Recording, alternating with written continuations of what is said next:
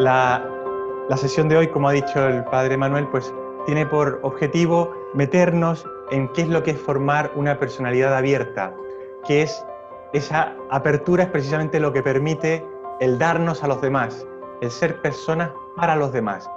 En la sesión pasada vimos las etapas del desarrollo con un proceso de apertura también. Poníamos el ejemplo de las aves que vuelan en V, y siempre van viendo hacia adelante, van viendo el proyecto que tienen delante y van al mismo tiempo ayudándose unas a otras con un guía, con una persona que sabe el camino. Hicimos un experimento con unas fotos para ver cómo el conocimiento, digamos, el contexto puede cambiar tanto la percepción de algo y por tanto nuestra propia emotividad, cómo se afecta por el conocimiento que tenemos. Ahora, las mismas emociones, además de afectarse por el conocimiento que tenemos de las cosas, ellas mismas nos cambian el modo de ver el mundo.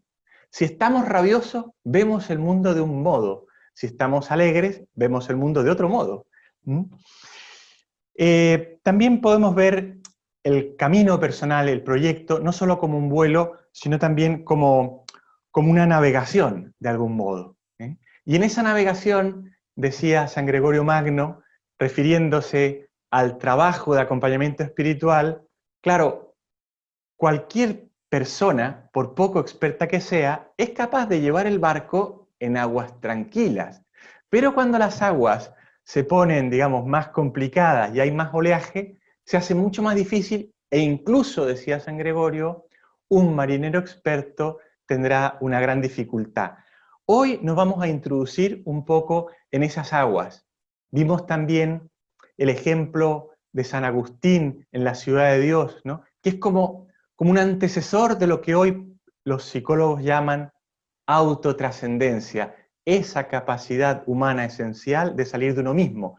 Él hablaba de que los niños pequeños son mucho más limitados, mucho más débiles que los animalitos más frágiles, decía él.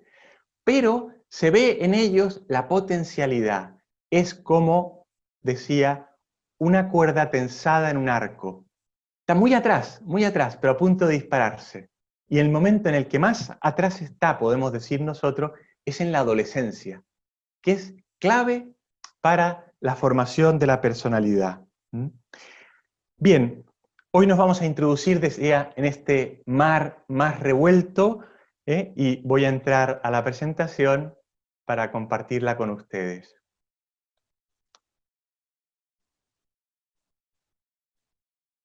Aquí estamos con este nuevo tema, ¿no? Que es el tercer tema de nuestro programa, formar una personalidad abierta. ¿Qué significa? Dar curso a esa capacidad esencial que todos tenemos de salir de nosotros mismos, la autotrascendencia. Veremos cómo llegar del temperamento al carácter, reconocer y curar heridas psicológicas y el perdón que sana como una tercera parte más conclusiva. Muchos de ustedes conocerán a la historia de Helen Keller, esta mujer que nació en 1880 en Alabama y a los 19 meses de edad, una niña pequeñita, sufrió una enfermedad que la dejó ciega y sorda.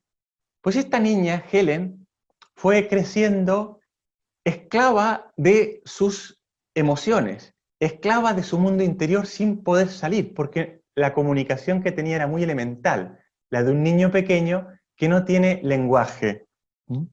Hasta que el 5 de marzo del año 1887 llegó a su casa Anna Sullivan. Muchos recordarán esta escena y esta historia por la película que se llama Ana de los Milagros. Anna Sullivan era una persona que había aprendido cómo explicar a personas de este estilo, sin poder oír, sin poder ver, el lenguaje, los conceptos, ¿no? Y fue verdaderamente impresionante. Ella había aprendido en la Escuela del Dolor, porque ella misma, Anna Sullivan, era hipovidente, veía bastante mal también por una enfermedad. Claro, se fue chocando con la pobre Helen, que no entendía nada, ¿no? Le intentaba explicar, poniéndole la mano, distintas cosas y después le hacía tocar la cara, que es un método de aprendizaje, para que fuera aprendiendo sobre todo las emociones. Si estaba alegre, si estaba triste, iba poniendo las caras de la alegría, de la tristeza, y luego le iba haciendo tocar un objeto y de algún modo le transmitía qué objeto era. Hay una escena en la película, que es de la vida de Helen, muy impresionante, una especie de batalla entre Helen y Anna Sullivan dentro del comedor, porque Helen, claro, funcionaba como un niño pequeño, comiendo de todos los platos, sus padres hacían lo que podían, la consentían, y bueno, iba sacando comida, ¿no? Y entonces Anna se empeña en que ella tiene que ser templada. Claro, le dice a una niña que tiene que ser templada, pero la niña no oye, no ve y no tiene ni idea de lo que es ser templado, pero la llama a las virtudes. Un gran logro, uno de los primeros, es que Helen consigue doblar la servilleta. Por fin, después de haber destrozado el comedor. Y el logro más importante viene un poco después, cuando Anna Sullivan vierte agua en su mano y le va haciendo ver con lenguaje de signos, de mano, que eso es agua. Y entonces el mundo interior de Helen se transforma. Ella dice que entró allí la luz, la libertad en su alma, porque asoció ese líquido que le llegaba a la mano con el concepto agua. De allí en adelante todo fue más fácil, pero muy complicado, de ir asociando gestos en la mano y gestos en las caras a objetos determinados. Bueno, llegó a ser la primera mujer que se recibió sorda y ciega, graduada en un college universitario. Una gran conferenciante, una gran escritora. Al inicio de cualquier vida, de cualquier niño, digamos, ¿no?, hay un momento en que los niños se dejan llevar por sus emociones, no se dan cuenta de lo que hacen, como este pobre, ¿no?, que está allí, bueno, pobre gato más que pobre niño, ¿no?, mordiendo allí al gato, ¿no? Claro, pero la personalidad, el modo de ser, como hemos dicho, y es ahora en lo que vamos a ir entrando, se va modificando. Abierta, una personalidad abierta significa capaz de salir de sí misma, capaz de respetar las ideas de los otros, capaz de asombrarse, capaz de vivir en armonía con el cosmos, armonía con los demás, armonía con los animales, incluso. La personalidad se modifica con los años y este niño, que es un poco malvado con los animales, luego se puede transformar en un simpático niño, digamos, ¿no?, pues más amable, digamos, ¿no?, con los mismos gatos y todo. Bueno, es una imagen sin más para decir cómo nos vamos transformando. Hay un paso, y aquí entro entonces en el primer tema, que es ir del temperamento al carácter. Este cuadro de Georges de Latour, que ven aquí, muchos conocerán a este autor tenebrista francés, contemporáneo de Caravaggio. Es interesante, como todos los cuadros de Delatour, y muy enigmáticos, porque en todos los cuadros de Delatour, la luz que da vida, movimiento a la imagen, está dentro de la composición. Aquí es una vela semitapada por la mano que hace de pantalla, que alumbra al niño y a su madre. Pero todos los cuadros de este autor son así. En cambio, Caravaggio es un tenebrista distinto. La luz viene siempre de fuera, como se ve en el cuadro tan famoso que le gusta tanto al Papa, ¿verdad?, de la vocación de Mateo, en San Luis de los Franceses. Siempre la luz está puesta fuera de la escena, siempre entra desde fuera. Ahora, yo simplemente lo uso para decir, nuestra vida, pasar del temperamento al carácter, en realidad es una mezcla.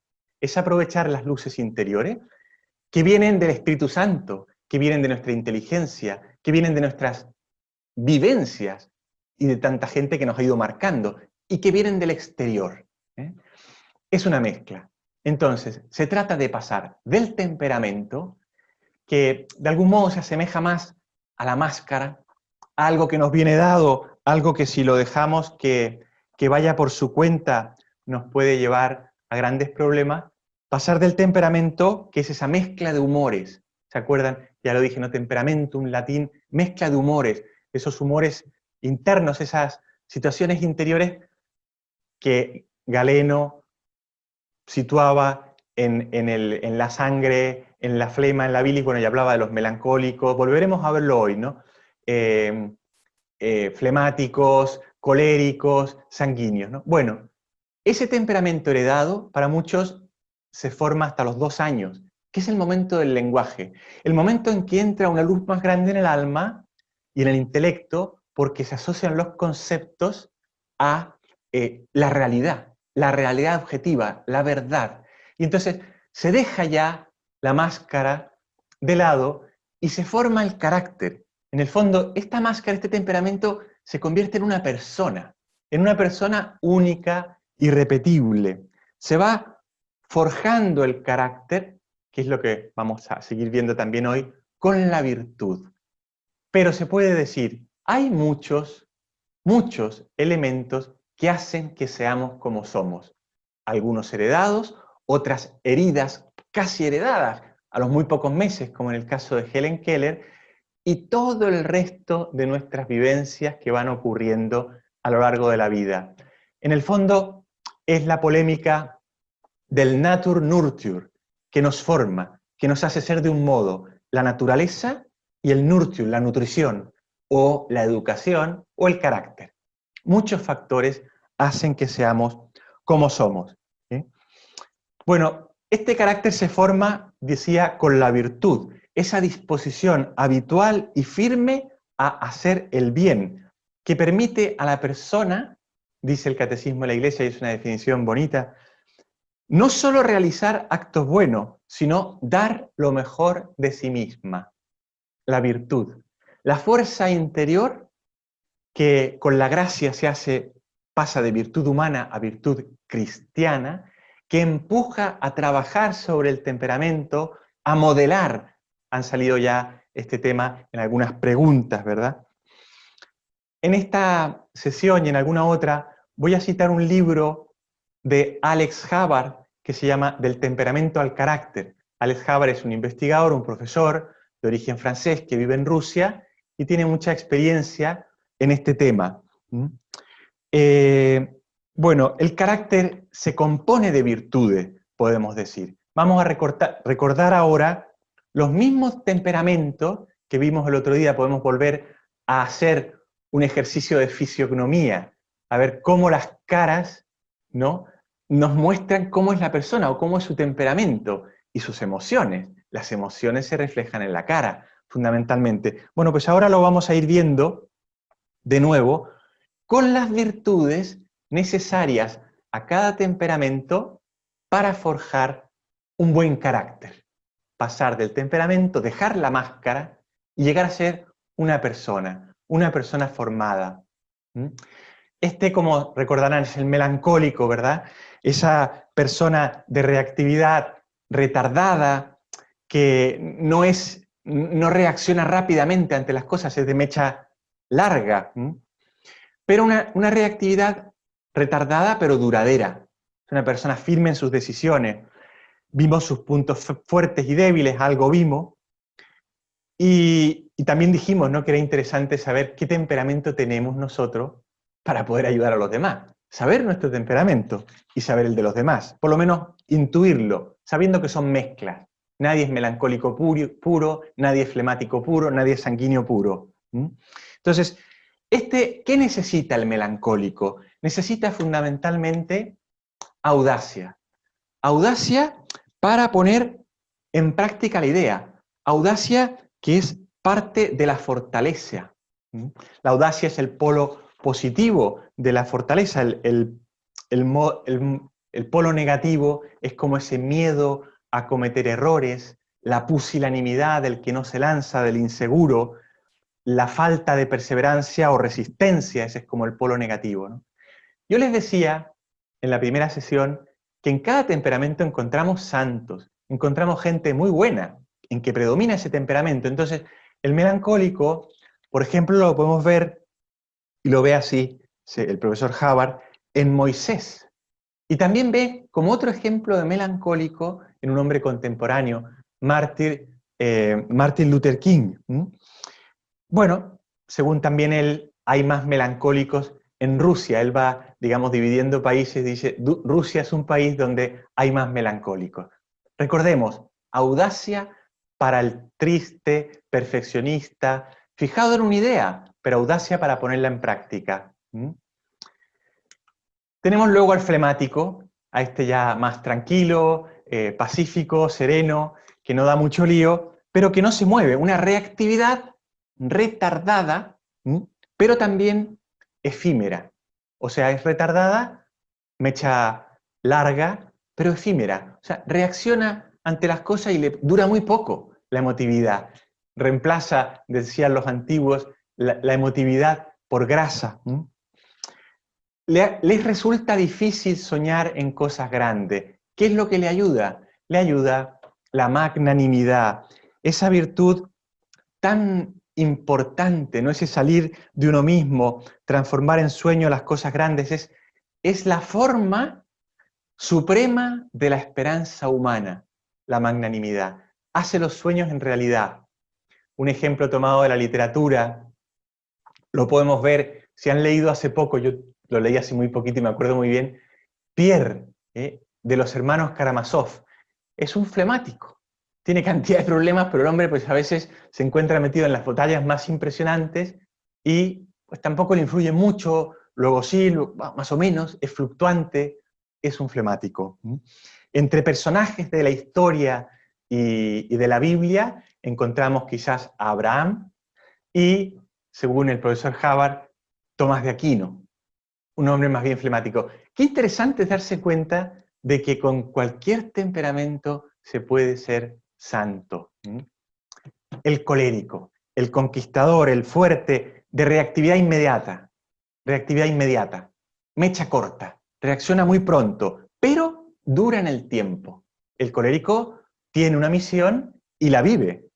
Claro, son tan echados para adelante que necesitan, ¿qué cosa? Humildad. Humildad, podrían decir los uruguayos, ¿verdad? Orgumildad, ese orgullo y humildad, de preocuparse por los demás, esa humildad que tiene que siempre acompañar también a la magnanimidad. Las virtudes tienen que ir juntas, no van separadas, habitualmente no se ven separadas. Bueno, preocupación por los demás. Pablo de Tarso, es un hombre bastante colérico, bastante entusiasta, bastante fuerte, bastante ocurrente, que es capaz de decir y gritar entre medio de una reunión en que casi lo matan, ¿no? Aquí la división es porque unos, los fariseos, los otros, los seduceos, no creen en los espíritus. Y entonces ya todo el mundo se empieza a pegar entre ellos y él se escapa, ¿verdad? Un hombre que es capaz de llevar el mensaje de Cristo a todos lados, capaz de dejarse lapidar muchas veces. Un hombre fuerte. Juana de Arco también la ponían en esta división, y como ideario, digamos, colectivo, el mundo español. Lógicamente, cuando uno conoce a la gente te encuentras muchísimas mezclas, como digo siempre, y no son nunca, digamos, estas frases así lapidarias, nunca son, digamos, que se puedan afirmar al 100% de una población. Pienso, por ejemplo, que en Chile, mi país, hay bastante melancólico, gente más bien fijada por una idea, perfeccionista, ordenada, pero con, digamos, una tendencia a deprimirse también. A lo mejor eso es temperamental. Luego tenemos al contento, al alegre, al sanguíneo, al de reactividad, digamos, inmediata, pero muy poco duradera también. Pues poco perseverante, vive su relación con las personas bien, de un modo adecuado, pero le cuesta terminar los proyectos. ¿Qué virtud necesitará? La perseverancia. Para terminar lo comenzado, perseverancia. Aquí el ejemplo de la Biblia puede ser David, un hombre, digamos, bueno, que es capaz de cantar, de bailar, pero que metía la pata con una cierta frecuencia. Tenía que recomenzar. El profesor Hubbard pone en este mismo nivel a Tomás Moro, y como colectivo, digamos, comunitario, Italia, ¿no? En Italia podría haber más gente así. Bueno, todo esto son muy relativos, cosas que hay que tomar por los pelos, pero es interesante saber los temperamentos para irlos transformando en carácter. Ahora, en este proceso influyen las heridas, que es nuestro segundo tema. Claro, hay que reconocerlas para poder curarlas, y no es fácil, es muy difícil. Pero las heridas, que las peores de todas son las que ocurren en la infancia, van creciendo en el árbol como crece, en la persona mejor, como crece una cicatriz en un árbol. Las cicatrices en los árboles, muchas veces cuando el árbol crece, no matan al árbol, pero se notan, se ven. Podrían ser incluso bonitas, pero allí están y causan o pueden causar problemas. Algunas heridas, ya dijimos, son heredadas, o casi, mejor dicho, como el caso de Helen Keller. Otras de las vivencias. ¿Y cuál es el momento clave para las heridas? La infancia. Muchos problemas psicológicos vienen de heridas no curadas, heridas no conocidas. El aislamiento forzado de estos días podría llegar a ser una herida para algunas personas. Se piensa que de hecho va y está suponiendo una carga en la salud mental muy grande. El Papa en la Amoris Laetitia habla con frecuencia de heridas que la gente lleva consigo, pero habla también, la palabra herida aparece muchas veces en la Amoris Laetitia, pero aparece también muchas veces más la palabra gracia. La gracia puede, si no curar, al menos suavizar y hacer comprender y transformar a una persona. Parto, para explicar un poquito más de este tema, de un caso que quizás muchos conocerán de hace más o menos 1 año y medio, 2 años atrás, de la familia Turpin, porque las heridas surgen sobre todo en el ámbito familiar, en las familias disfuncionales, con problemas, con dificultades. Voy a poner un caso extremo, que es esta familia que se hizo tristemente famosa. Esta foto es de Facebook. Era David y Louise Turpin, de 57 y 59 años de edad. Él es un ingeniero informático, tienen 13 niños, entre 3 y 29 años. Aquí está el más pequeñito en la mano de la madre.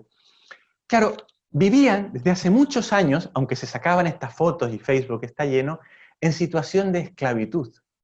Tenían colegio en casa, cuando hacían algo malo, les encadenaban en la cama, sin poder levantarse para nada, por día, con lo cual eso era un desastre, sucio, se bañaban una vez al mes, se acostaban todos los días a las 4 de la mañana, se levantaban a las 4 de la mañana y ahí empezaban a trabajar y luego se acostaban muy pronto también para que de día no estuvieran visibles, ¿no? Bueno, fueron abusados con todo tipo de abusos. Lamentablemente también abuso de tipo sexual, abuso físico, abuso psicológico. Se salvaron relativamente porque quedaron todos con heridas de mucho tipo, porque una chica de 17 años, una de las hijas, consiguió escaparse y dar la alarma.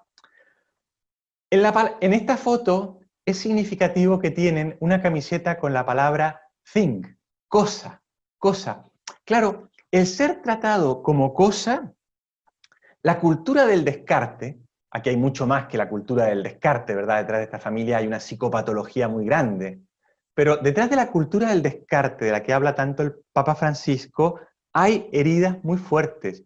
Decía el Papa en la Amoris Laetitia, ¿no? En esta época se vuelve muy riesgosa la sexualidad que solo se guía por el usa y tira. Y es verdad, o sea, la gente es usada y tirada, y sobre todo en el ámbito de la sexualidad, que es tan importante, causa enormes problemas. Se dice que la psique no olvida. Anna Terrouwe, una psicóloga holandesa que luego migra a los Estados Unidos, una psiquiatra, y escribe algunos libros con Karl Barth, decía que las emociones, el sufrimiento, las heridas, quedaban de algún modo sepultadas vivas, no desaparecen. Hay heridas psicoespirituales en la infancia, decía que son mucho más graves. ¿Por qué, no? Porque el niño, sobre todo el niño pequeño, no tiene el lenguaje, no es capaz de saber lo que pasa, no entiende el contexto y todo le hace mucho más daño. El adulto tiene más capacidad de elaborar la experiencia, de alejarse un poco, de darle un nombre. En cambio, el niño no.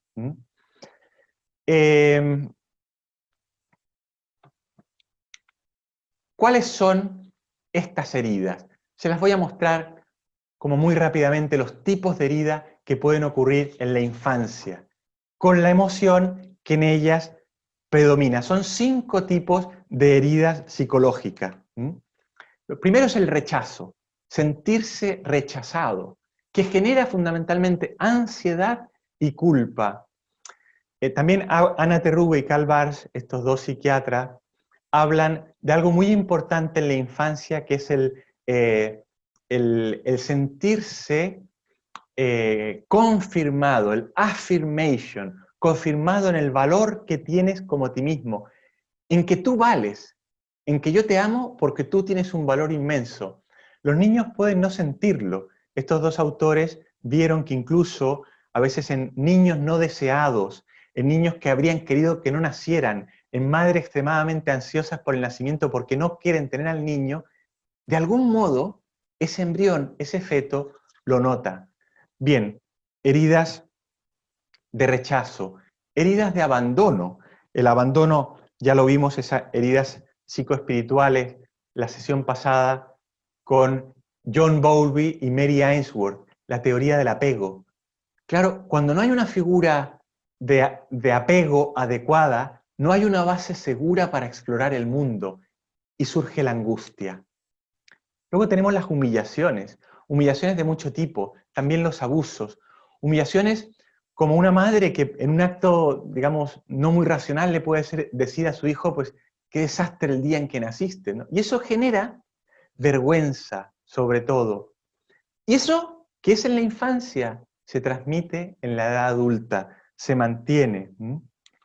La traición que puede ser por abusos físicos, psíquicos, morales, también el abuso sexual, que es como una traición al amor, genera rabia. La rabia, la veré un poquito más, que es la más destructiva de todas las emociones. Y finalmente, la injusticia. Injusticias porque el niño puede percibir que para ser amado tiene que ser perfecto. Padres que le exigen mucho. Y ese niño eso lo puede percibir como una injusticia.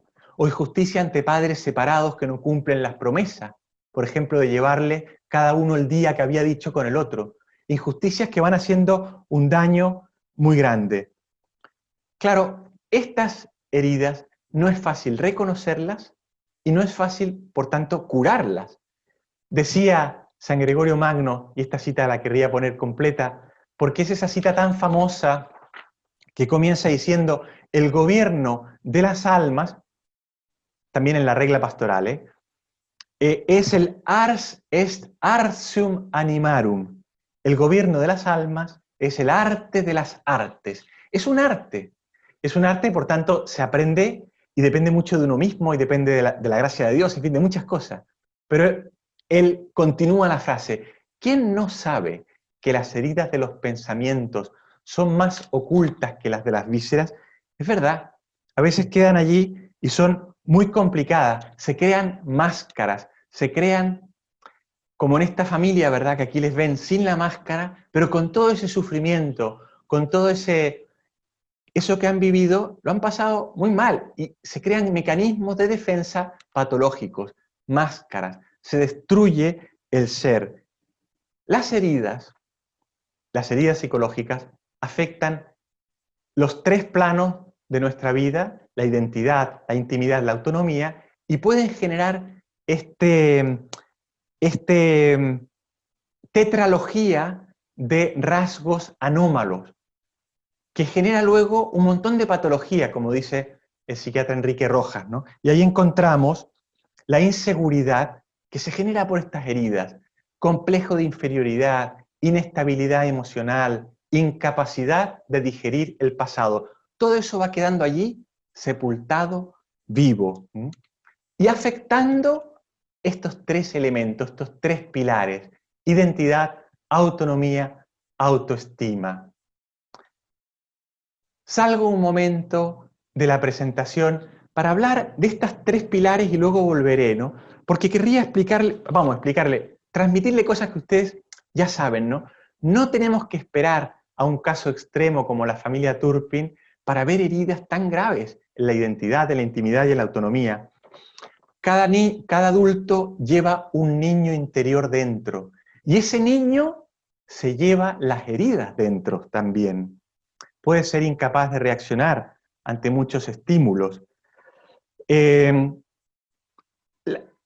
la identidad, muchos problemas vienen, por ejemplo, cuando falla la intimidad, salió en alguna pregunta, cuando hay una herida infligida por la sociedad con una educación sexual ambigua que retrasa el desarrollo sentimental o emocional, cuando hay una negación de la importancia que tienen los cambios fisiológicos en la persona.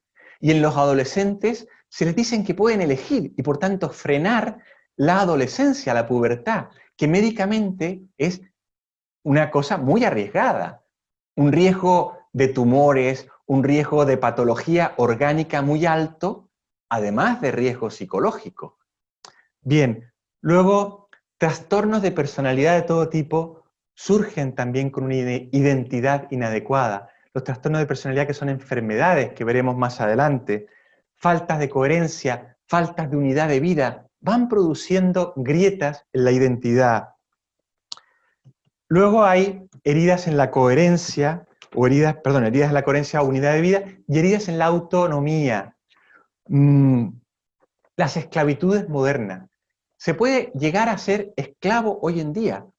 A veces, porque te esclavizan desde fuera, te quitan tu proyecto de vida, tu plan de vida tan importante para los adolescentes, como decía Piaget. Hay que tener un plan de vida. Los adolescentes tienen que tener un plan de vida. Pero luego, claro, esclavos modernos de mucho tipo, no solo la familia Turpin, la prostitución, niños minusválidos usados para tráfico de órganos, chicas jóvenes dedicadas a la prostitución desde muy joven, o minusválidos a pedir limosna, o el alquiler de úteros, que está prohibido en muchos países, es una esclavitud tremenda. Es un negocio tremendo. Más o menos se calcula que en el 2012 globalmente el negocio fue de 6.000 millones de dólares. Un útero en alquiler cuesta más o menos $20.000. Pero te lo pintan como un acto de amor, sobre todo cuando son dos hombres, por ejemplo, o dos mujeres que quieren tener un hijo a toda costa. Y lo pintan como una donación de amor. Esto va lesionando la estructura de la identidad y crea nuevas esclavitudes, esclavitudes modernas. Se ha ido luego transformando la identidad de la gente, quitándole valores de intimidad o valores morales que le hacen mirar hacia adentro y descubrir una ley moral. Por ejemplo, robar sigue siendo considerado más o menos malo por casi todo el mundo. Pero la pornografía no. La pornografía va entrando. Me encontré el otro día con una persona que me decía, fuera de la confesión, por supuesto, no, yo es que veo solo pornografía normal, de esa que ve todo el mundo. Me quedé desconcertado. Porque la pornografía es un robo mucho más grave que el robo de otras cosas. El robo de otras cosas al menos puede enriquecer al ladrón. El robo de la pornografía altera la identidad del ladrón y roba la intimidad y la identidad de otras personas. Además, no va a poder restituir nunca. De ahí se van generando heridas muy importantes. La pornografía es una herida social muy grave hoy en día. Los gobiernos lo saben. El gobierno de Nueva Zelanda, por ejemplo, ha hecho una campaña enorme con vídeos que se han hecho virales para, digamos, prevenir a las familias de la importancia de la pornografía infantil, del daño que hace. No de pornografía de niños, sino que pornografía de adultos vista por niños. La otra, la pornografía infantil, es un crimen todavía peor. Pero los dos son crímenes y debieran ser como crímenes perseguidos por los estados. Muchos estados mantienen en sus códigos penales una tipificación como delito de la pornografía. Y luego, para la pornografía en la red, no hacen nada. Se hacen cómplices de abusos sexuales de la infancia que están haciendo mucho daño. Bueno, luego, por último, ya volveré a la pornografía, a la presentación,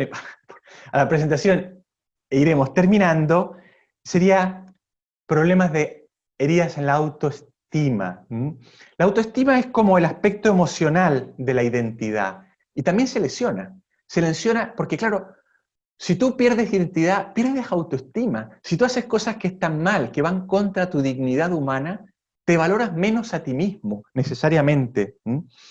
Te hace sentirte cada vez peor, ser menos autónomo para llegar a un fin. Vamos a ver ahora un resumen de estas 3 dimensiones que les he mostrado, que se los muestro aquí de nuevo en la presentación.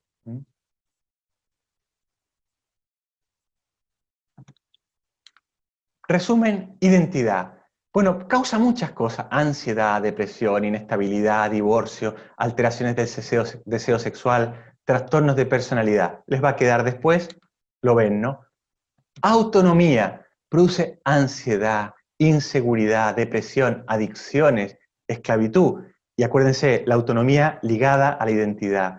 Y finalmente, autoestima, que hoy quizás es digamos, lo que más falta en la gente. Autoestima, por muchos factores. Produce ansiedad, envidia, narcisismo, ira o rabia, llamada traffic rage. Muy interesante. Gente que en el tráfico se transforma.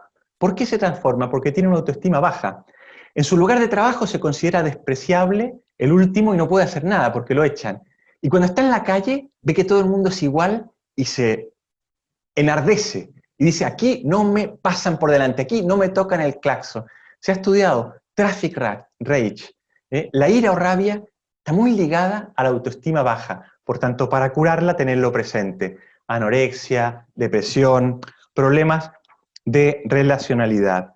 Pero la emoción más destructiva es la rabia. La rabia que es tóxica también, ¿no? Como decía Aristóteles, y es como comienza Daniel Goleman su libro de la inteligencia emocional, cualquiera puede enfadarse. Eso no es difícil. Pero enfadarse con razón, con una persona, y en el grado justo, y en el momento apropiado, eso sí que es muy difícil. Y es verdad, con el propósito adecuado, también en la magnitud adecuada. O sea, la rabia puede ser justa y adecuada, pero es muy difícil, porque es muy destructiva, es muy tóxica. La rabia produce más rabia. Y la clave, ir a curar las heridas. ¿Qué ha pasado? ¿Por qué esta persona salta tanto? Otra, las voy a mencionar brevemente, porque también después volveremos sobre ella cuando hable de los conflictos, ¿no? Pero otra también muy tóxica es la envidia. La envidia tiene una expresividad curiosa, no muy fácil de distinguir, pero se podría decir es el deseo y la mirada del pasto del vecino, que está como más verde que el nuestro. Es una mirada turbia. La envidia también se relaciona con heridas del pasado. Como resumen de esta parte, para ir ya concluyendo, les quería poner lo que he llamado la pirámide de la madurez cristiana, que muchos conocerán, que nos sirve para evaluar si una persona va creciendo bien. La identidad, la autonomía y la autoestima en una pirámide que para el cristiano están unidas a estas 3 virtudes: fe, esperanza y caridad. La fe me ayuda a descubrir mejor quién soy, porque me da pinceladas que me hacen saber por qué soy limitado como criatura. Creer en un Dios que me quiere. La autonomía unida a la esperanza. Si no hay esperanza, no pongo los medios para llegar a un fin. Por eso la esperanza es la clave para salir o para pasar del temperamento al carácter, para formar un carácter adecuado, con magnanimidad, ánimo grande, esperanza.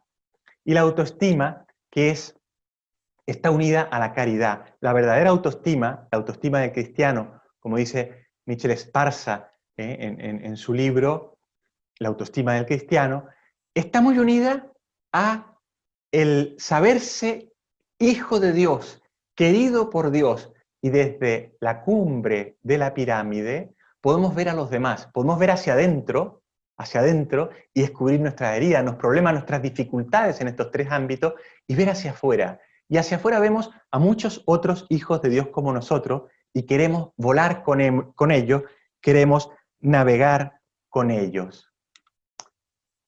Tercer y último punto, el perdón que sana. Con esta imagen del paralítico que baja, ¿verdad?, en medio del desconcierto porque empiezan a caer casquetes de piedra, polvo, y el desconcierto también del Señor.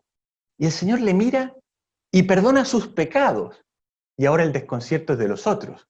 También el de los amigos que le han bajado, los demás que le han ayudado, la fe de los otros que le han ayudado a vivir para los demás. Pero hay desconcierto, perdona los pecados. Claro, el pecado es la herida mayor, la herida más potente, y por eso el Señor es lo primero que cura, para curar luego el cuerpo, para sanar el cuerpo. El perdón sana. El Padre Nuestro, dice Santo Tomás, es la oración que estructura toda nuestra personalidad, y en particular la quinta petición, perdónanos a nosotros como nosotros perdonamos a los que nos ofenden. Ese perdón nos ayuda, nos levanta, estructura, sana las heridas. El miedo es, ¿y por qué no se perdona? Porque a veces hay miedo de enfrentarse al problema para no abrir la herida de nuevo, no volver a sangrar por la herida. El perdón es una elección. Como muchas puertas, y tengo que elegir. Es interesante ver el perdón como una elección. Yo elijo perdonar, no es un sentimiento. Muchas veces, y ustedes como sacerdotes también lo habrán visto, ¿no?, que se confunde el perdón con un sentimiento. Y el perdón es una elección que dice, esta persona me ha hecho mucho daño. Yo la herida la veo, la cicatriz la veo, pero yo le perdono.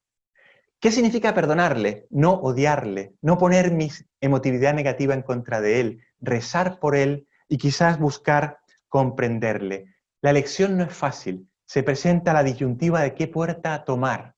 Y aquí viene muy bien esa frase de Kierkegaard, ¿no? La felicidad es una puerta que se abre hacia afuera, hacia los demás, siempre salir hacia los demás. Muy brevemente les voy a explicar la vida, les voy a dar dos pinceladas de la vida de Takashi Nagai, el pionero de la radiología en Japón, que murió poco después de la bomba atómica por una leucemia, no por la bomba atómica. Y aquí al lado tienen una frase de San José María, que es como un resumen, ¿no? Ojalá fuera tal tu compostura y tu conversación que todos pudieran decir al verte o al oírte hablar, este lee la vida de Jesucristo. ¿Qué es lo que hizo Takashi Nagai? Que se convirtió al escuchar una frase de Pascal que decía, el hombre es solo una caña, lo más débil de las cosas de la naturaleza, pero es una caña que piensa. Hay un libro que recoge su vida, muy bueno, de Paul Glynn, que se llama Requiem por Nagasaki. Este hombre supo perdonar, por eso lo uno aquí. Y mucha gente se le tiró encima. Después de que cayó la bomba atómica, perdió a su mujer, Midori, gracias a la cual se había convertido al catolicismo, perdió su casa, perdió todo. Y le pidieron que hiciera un discurso como médico, hizo un discurso de perdón en una misa. Y se ganó no pocos enemigos. Se trasladó luego a vivir a esta casa, una casita pequeña que todavía se conserva, al lado de un museo. Y recibió aquí la visita de Helen Keller. Y así unimos al principio. Y se encontraron dos almas impresionantes. Y Helen Keller, al oír hablar del cristianismo, decía, yo siempre supe que él estaba ahí, pero no conocía su nombre. Era Jesús. Jesús ayuda, su vida ayuda, sin duda, a perdonar. Su vida ayuda, sin duda, a salir de nosotros mismos, a elegir perdonar. Conclusión. Justo después de esta imagen que muestra a Midori subiendo al cielo en el hongo de la bomba atómica, la conclusión nos lleva a esta frase que es, formarse es aprender a vivir. Aprender a vivir como lo que eres. Aprender a vivir como un ser humano. Aprender a vivir quitando las cicatrices, o por lo menos conociéndolas, aprendiendo a navegar. Hoy que es la Virgen del Carmen, quería terminar, ¿no?, con esa con esos versos tan bonitos de Juan Ramón Jiménez, ¿no? Que dicen: vida de los marineros, el hombre siempre en el mar y el corazón en el viento. Virgen del Carmen, que entre tus manos los remos siempre estén. Que bajo tus ojos sean dulce el mar y azul el cielo. Bueno, pues aquí me freno, que me he pasado un poquito del tiempo, pero serán misericordiosos. Y damos paso a todas las preguntas que quieran. Tengo casos cercanos de personas que en su infancia y adolescencia sufrieron abusos sexuales y pasados 40 años, casi 50, siguen con la herida abierta como si fuera algo sucedido ayer. Aunque tratan de arreglarse, ayer mismo estuve hablando con uno y bueno, se han apartado de la iglesia, se han apartado de la fe, por todo esto también. Eh, y me parece que justamente que lo que tú decías, eso de la rabia, es lo que les queda, o sea, no perdonan, les parece que es absolutamente imperdonable y inaceptable la persona que les agredió, que además forma parte de la familia. Y entonces decía, esto no tendría que estar en la familia y sigue estando, ¿no? Mi pregunta era si esas heridas se pueden curar de alguna manera o cómo pensar, por lo que estás escuchando a ti, bueno, el tema parecería ser el tema de enseñar a elegir la puerta del perdón, pero que resulta muy difícil para ellos, que esto les parece una traición, ¿Mm? Efectivamente, o sea, el camino yo creo que va por el lado del perdón, pero es interesante porque no es solo el perdón del otro, ¿eh? El perdón del otro, que insisto, no es sentir, digamos, uy, qué bien me cae esta persona, pues es un infeliz. Uno puede perdonar al otro y querer con toda su alma que esté en la cárcel, porque se lo merece, ¿eh? Y lo ha perdonado, y no es incompatible. Pero es, ya digo, una elección, rezar por él, pero también es perdonarse a sí mismo. Y entonces uno dice, ¿y en qué? Por ejemplo, perdonarse la sensación de rabia que uno siente. Esto es interesante, porque a veces uno dice, no, no puedo sentir rabia. No te preocupes, siente rabia. En la medida en que te alejes de tu rabia, la sentirás menos. Pero haz una elección, abre la puerta hacia afuera y perdona. Y acércate a Cristo, que te da la luz. Para eso es necesario conocer la herida, darle un nombre y darle una historia. Mira, me contaba justo hace poquitos días, me contaba una persona, no tenía nada que ver con psicología, porque me lo contaba como una cosa divertida, pero a mí me gustó mucho. Me decía, mi abuelo, cuando nosotros éramos chicos, este ya es grande, ya es una persona grande, cuando éramos chicos, mi abuelo, cuando íbamos a la playa, siempre iba por la playa y tenía una cicatriz muy grande en el pecho, aquí, y me decía, esta cicatriz me la hizo un lobo. Y me contaba toda una historia de que se había enfrentado al lobo en la selva y cómo el lobo le había saltado, le había hecho esa cicatriz, pero al final él había vencido al lobo, ¿no? Y claro, el niño asombrado y se la contaba una y otra vez, pero un día se enteró la madre del niño, o sea, la hija del abuelo, y claro, le tuvo que sacar del error y dijo, mira, tu abuelo, esa herida se la hizo porque le operaron del corazón, y una herida de arriba abajo porque tuvieron que operarle del corazón, ¿no?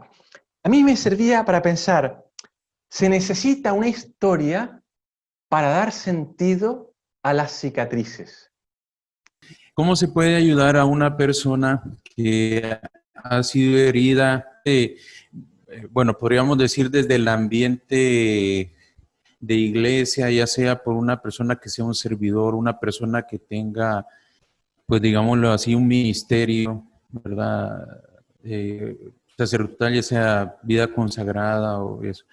Es oportuno que esta misma persona que ha hecho esta herida ayudar a esa persona que ha sido lastimada, o cómo se puede ayudar, o no sé, se me ocurre si es prudente que esta persona ayude a sanar la herida de esa persona que él mismo hirió. Claro, dependerá todo del tipo de heridas, ¿verdad? Pero objetivamente, si una persona te ha hecho una herida muy grave, es muy difícil, digamos, aceptarlo luego como médico, ¿no?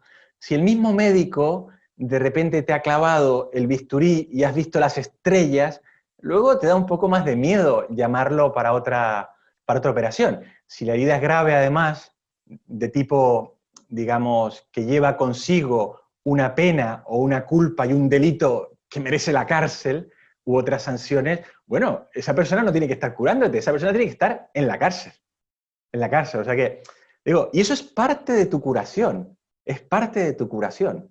¿Eh? El saber y el objetivar, bueno, no, si es que yo le he perdonado, pero tiene que ir a la cárcel, porque ha cometido un delito, algo que va más allá de una simple transgresión. Ahora, si la herida es simplemente que te hizo así o te dijo tonto y te dolió, bueno, pues hombre, perdóname, te dije tonto, ¿no? Pero me parece que tu pregunta no iba por ese lado. ¿Eh? Entonces, luego, dependiendo del tipo de herida, muchas veces será necesario que entre algún experto. Por lo que decíamos, ¿no? Una persona que sepa más. Ya no será suficiente la ayuda que te pueda prestar un sacerdote, un religioso.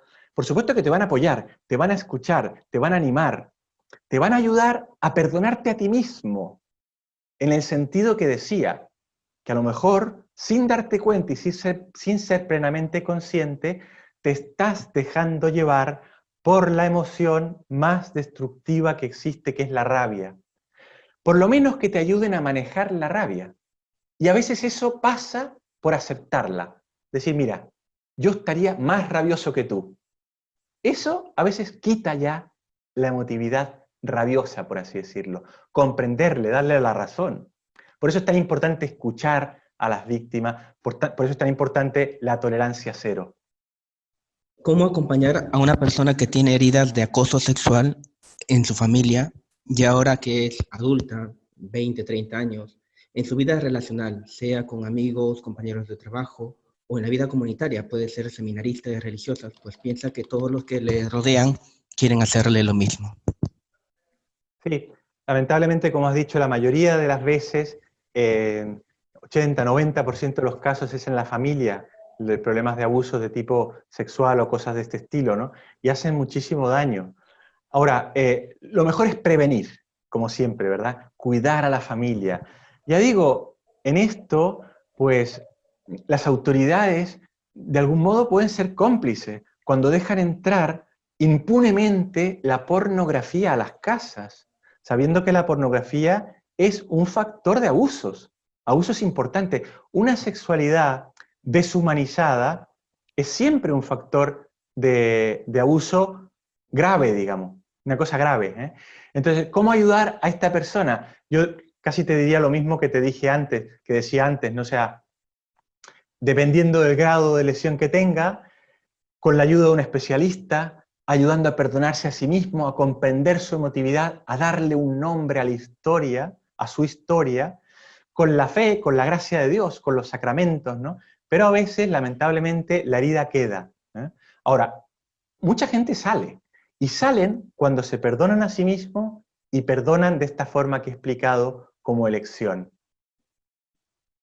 Ya sería muy complicado ir a los detalles, porque cada persona es única y con una historia única. Muy bien, es una pregunta interesante porque, claro, el sufrimiento está presente en la vida de cualquier persona. No hay nadie que no sufra. Y claro, por tanto, también agradezco la pregunta porque en realidad ese aceptar el sufrimiento y de algún modo darle sentido ayuda a curar las heridas también. No lo había mencionado, pero es importante. Ahora, el sufrimiento nos puede servir, o sea, nos puede de algún modo enriquecer. Muchos sufrimientos enriquecen a la gente. Las personalidades más logradas son a veces esas personas que han sufrido. Esas personas que han sufrido un destino ineludible. El autor que más ha tratado quizás de esto es Viktor Frankl, ¿verdad? El hombre en busca de sentido. Precisamente darle sentido al sufrimiento. Y si no se le da sentido al sufrimiento, es muy difícil luego darle sentido a la vida. Porque si el sufrimiento no tiene sentido, como en la vida de todas las personas, tarde o temprano entra el sufrimiento, pues no le vas a encontrar sentido a tu vida. ¿eh? Ahora, encontrar sentido al sufrimiento o intentar dárselo no significa entender todo, ¿eh? Hay cosas que no se entienden, por ejemplo, los abusos. Por ejemplo, el sufrimiento de niños inocentes, el sufrimiento físico o psíquico también. La enfermedad de un niño inocente es muy difícil entenderla. Al Papa cuando le preguntaron una vez, oiga, explíqueme el sentido de estos niños que sufren, dijo, pues yo no lo entiendo, yo no lo entiendo. Pero le digo al Señor, confío en ti. Y ahí saltamos a Cristo. Esto no lo tenía Víctor Frankl, porque aunque su pensamiento es de base muy cristiana, ¿eh? Pues no conoció a Cristo como tal, ¿no? Porque bueno, pues era hebreo y el cristianismo le llegó a través de Max Scheler. Bueno, pues ese Cristo, y sobre todo Cristo con toda su redención, da un sentido espectacular al sufrimiento, pero no es fácil llegar a él. Ahí entra a la fe, ¿no? La muerte. La muerte es un dilema todavía más potente. La muerte es el fin de la vida. La muerte es el momento en que te dirán, ¿has llegado o no al proyecto que Dios, o el absoluto, o el destino, o el mundo querían para ti?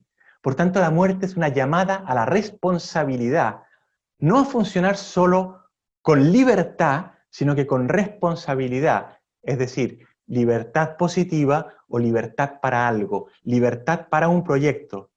Para los psicoanalistas clásicos, para Freud en concreto, la muerte es el gran dilema de la vida. Es ese tánatos, el instinto de muerte, que no consiguen explicar, y tampoco consiguen explicar el sufrimiento.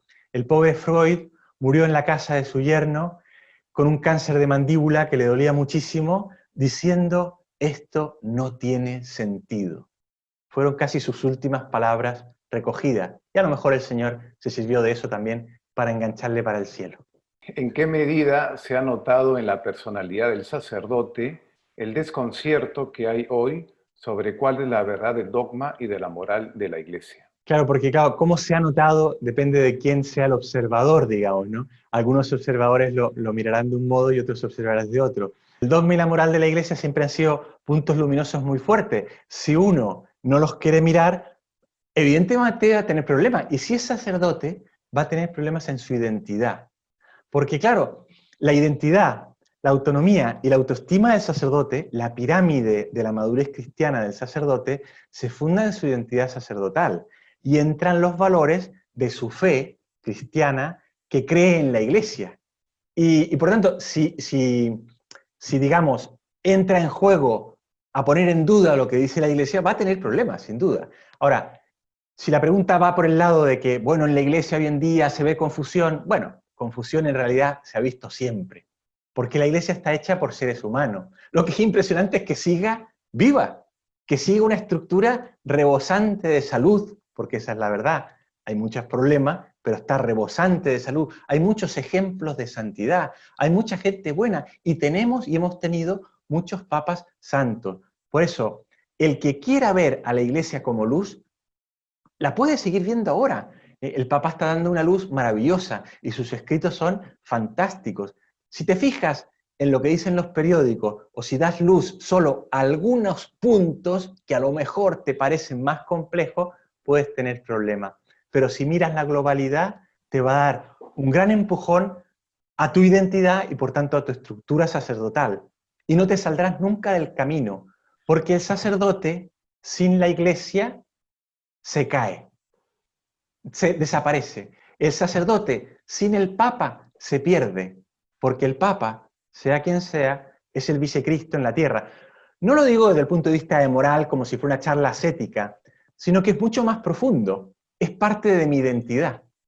Por tanto, el sacerdote que no obedece, por ejemplo, a su obispo, claro, no solo hace algo mal ascéticamente, sino que falla en su estructura dinámica de la personalidad y puede tener muchos problemas. Preguntas son dos. Primero, en el acompañamiento, cuando una persona recibe o reconoce sus heridas, pues también puede darse en también reconocer uno si hay un chantaje afectivo que se pueda dar de parte de la persona que uno acompaña y cómo identificarlo, porque también, pues, también se puede volver un victimismo constante. Y lo otro es que usted hablaba acerca la identidad, la autonomía y la autoestima. Y yo veía una base ahí, un triángulo, ¿verdad? Entonces, ¿hay un orden en específico que una va ayudando a la otra o los tres son como un trípode? Esas son mis dos preguntas. Muchas gracias, padre. Bien. Bueno, en realidad las virtudes las puedes ver de cualquier forma. En realidad las virtudes van siempre juntas, crecen juntas, hasta el cielo en que solo quedará la caridad, ¿verdad? Pero se suele fundar todo en la fe, ¿eh? La fe nos protege de todo, la esperanza, por eso la puse en ese orden, ¿verdad? La esperanza nos ayuda a avanzar y la caridad también tira desde arriba, ¿eh? Tira desde arriba. O sea, de algún modo la estructura tira, porque es el amor de Dios. Podrías invertir la pirámide, porque claro, el amor de Dios te mueve, pero eso ya depende de cada uno, ¿no? Entonces, bueno, el chantaje afectivo, yo como lo entiendo, es una persona que a veces busca en el confesor, en el sacerdote, en el acompañador espiritual, una figura que va más allá de lo que él le está ofreciendo. Si eres sacerdote, tú te ofreces como Cristo, y esa persona a lo mejor está buscando en ti un cauce para otros problemas afectivos que tiene, o para solucionar una serie de dificultades, o un punto de referencia muy fuerte en el lado afectivo, y esto puede crear lazos y chantajes, como dice, que pueden terminar en líos. Eso hay que saberlo, sobre todo, y los sacerdotes lo saben muy bien, ¿verdad? Con sobre todo mujeres, ¿no? Que pueden tener esa tendencia mayor a ver en el hombre una figura de referencia, como si fuera digamos, su padre o su marido, y tirar lazos afectivos que son como pequeñas telas de araña. Una tela de araña no hace nada, ¿no? Sale una y uno a lo mejor la recibe con una sonrisa, pero luego viene otra, viene otra, viene otra. Si uno nota que hay ese tipo de solicitaciones o chantajes o cosas de este estilo que van entrando en un ambiente que no es el ser Cristo, lo mejor es sugerirle que vaya a otra persona, que se busque a otro confesor, a otro director espiritual. Para prevenir, hay algo muy útil siempre, que es que en cualquier relación interpersonal, amistad o de otro tipo, sobre todo de un sacerdote, haya al menos 3. Es decir, yo, tú y Cristo en medio, siempre. Eso ayuda muchísimo, porque Él es testigo. Qué bueno, padre, lo felicito. Le comentaba a ver la posibilidad de ampliar un poco, siendo la ira y la rabia una de las emociones más peligrosas. ¿Cómo sería posible tener algunas herramientas, ideas referentes a poder manejar la ira, manejar la rabia y de esta forma buscar la manera de tratarla, de cuidarnos, de sanar las heridas? Muchas gracias, padre. Muy bien. Mira, sobre la ira y la rabia, volveré a hablar un poco cuando tratemos la resolución de los conflictos, pero te adelanto algo. Lo primero es reconocerla. Cuando una persona, sobre todo la ira es fácil de reconocer, porque uno, digamos, eso va acompañado de una serie de reacciones fisiológicas. La sangre te llega a las manos para poder luchar, para poder golpear al otro. Hay una serie de reacciones, uno siente erizarse la piel, uno siente el enfado, lo ve en los ojos, lo ve en la cara, lo va sintiendo por dentro. Uno cuando se empieza a enfadar, por ejemplo, en una discusión, lo empieza a sentir. Entonces, si tienes experiencia y sabes cómo manejar tus emociones, lo que puedes hacer es quieto, te estás enfadando y sonreír. Si no tienes experiencia, lo mejor es que te largues, que te marches, que te vayas, que esperes a otro momento, porque si no eso va a acabar mal. Pero ya digo, lo primero es darle un nombre a la rabia. ¿Por qué me viene esto? Luego, buscar ejercicios de relajación, para relajarte, porque muchas veces la tensión orgánica también va generando rabia, ¿no? De algún modo. Pero la rabia, ya digo, es fácil de descubrir incluso en la cara, en los gestos, en todo, y uno mismo la percibe. Por lo cual no debiera ser tan difícil, por lo menos en los momentos de rabia agudo. Los momentos de rabia más crónicos, hay que darle un nombre a la cicatriz. Hay que hacer una historia. Tiene que tener una historia. Tengo que conocer mi pasado para poder verdaderamente, digamos, entrar en la rabia. Luego está lo que llaman el reframing, ¿no? El darle nombre distinto a las cosas, ver por otros ángulos, descubrir lo bueno de los demás. Bueno, espero que, digamos, más adelante hablemos más, pero yo te diría, reconocerlo, para afrontarlo en el momento o escaparte. O escaparte y afrontarlo después. Dejar enfriar la rabia. Mi pregunta va en este sentido. Bueno, una de las cosas que hemos aprendido, Licurgo decía que la educación de los hijos debe consistir en enseñarles a convivir. Qué importante es esto en la formación del seminario, porque justamente los sacerdotes vamos a convivir y desde esa convivencia vamos a salir hacia adelante en la pastoral. Mi pregunta va por este lado. ¿Cómo puede hacer el formador o los formadores del seminario para descubrir realmente quiénes tienen esa capacidad de convivir cuando muchas veces se observa que seminaristas lo que hacen es ponerse máscaras en un sentido más bien de no ser auténticos, sino de aparentar virtud, por decirlo de alguna manera, y en realidad terminando la formación son ordenados y al final pues en una vida de parroquia no saben convivir con los demás sacerdotes, hay conflictos, esto produce muchas veces escándalos, produce también desaliento en lo demás y mengua de alguna manera la fuerza pastoral de las personas, sea el caso del párroco, sea el caso del vicario, ¿no? No sé si hay algún estudio. Yo sé que para ser formador en un seminario hay que estudiar. No sé si está incluido dentro de esto el saber descubrir las máscaras, esas máscaras que hacen inauténtica a la persona y buscan fingir ser lo que no son para alcanzar el favor de los formadores y luego alcanzar la ordenación, ¿no? Sí. No sé si me dejaba entender. Muchas gracias. Sí. Perfecto. Otro nombre que reciben las máscaras son mecanismos de defensa psicológico, porque el yo siempre quiere protegerse. El yo de todas las personas quiere quedar bien en general, ¿no? Por esa aspiración del hombre al poder o al superar el sentimiento de inferioridad que decía Gordon Allport, Gordon Allport no, superar el sentimiento de inferioridad, Adler, que decía Adler, ¿no? Entonces, claro, esas máscaras hay que conocerlas. Por ejemplo, una máscara muy frecuente es la negación. El mecanismo de defensa de la negación. Los mecanismos de defensa fueron descubiertos, estudiados mucho por Freud, y luego la que los sistematizó fue su hija, Anna Freud, que fue la que más habló de los mecanismos de defensa. Y hay muchos. Un libro donde se pueden encontrar es Personalidad, de Fernando Sarraís, lo describe bien, y hay otros libros, muchos otros libros donde también aparecen. En el mismo libro Madurez Psicológica y Espiritual yo trato de ellos, pero decía, la negación es muy frecuente, o sea, esto no ha ocurrido, esto no me puede pasar a mí, yo no soy así, yo no soy ese, el formador no tiene razón, y uno va negando para proteger tu interior. Hay que ayudar a la gente a enfrentarse con su yo verdadero, a no vivir en el yo ideal como un niño, en el yo ideal identificándolo, porque en realidad eso son incoherencias que rompen. Lo que más rompe psicológicamente es la incoherencia. Entonces, para ir más a lo concreto de tu pregunta, hay incoherencia, la incoherencia que se nota, digamos, en muchos ámbitos.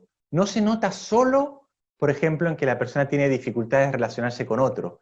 Se nota en su vida de todo tipo, pero las dificultades de relacionarse con otro pueden ser reflejo de heridas más profundas, de problemas más, digamos, que no se han resuelto.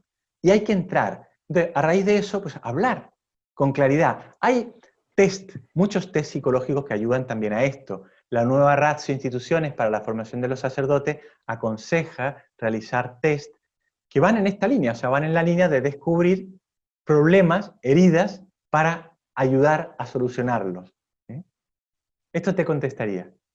Gracias, Padre Wenceslao. Nos ha ganado el tiempo y termino leyendo la última pregunta. ¿Cuáles son los puntos claves para seguir la teología del perdón con los fieles? Uy, qué pregunta. Bueno, a ver, ¿qué podría decir yo, no? Aceptar que tienes un problema, buscar tú mismo tener una buena vida, ser, digamos, de algún modo comprender cuál es la cosa, voy haciendo un ABC, ¿no? Aceptar, buscar buena vida, comprender. El D podría ser dinamizar la fuerza de tu espíritu, intentar salir de ti mismo, y al final la E, pues podemos ponerle empatizar, buscar meterme en los sentimientos del otro, para terminar comprendiendo. Cuando hablemos de los conflictos vamos a hablar del perdón que comprende. Hoy hemos hablado del perdón que sana, hablaremos del perdón que comprende. Entonces, camino pastoral para meter en la pastoral del perdón, por así decirlo, este ABC, aceptar, buscar una buena vida, buscar ayuda, sé, comprender, dinamizar la fuerza de tu espíritu, rezar más, empatizar, mirando a Cristo, porque, claro, la estructura del perdón cristiana, la estructura del perdón que tenemos que fomentar en una parroquia, en nuestras comunidades de base, son las estructuras que miran a Cristo, Cristo que perdona y sana. Ya veremos la próxima vez también ese Cristo que perdona y comprende, pero ahora lo hemos visto como Cristo que perdona y sana. Pedirle a Él que nos cure, que nos transforme, que nos convierta, que nos lleve a comprendernos mejor a nosotros mismos, porque solo Él puede hacerlo.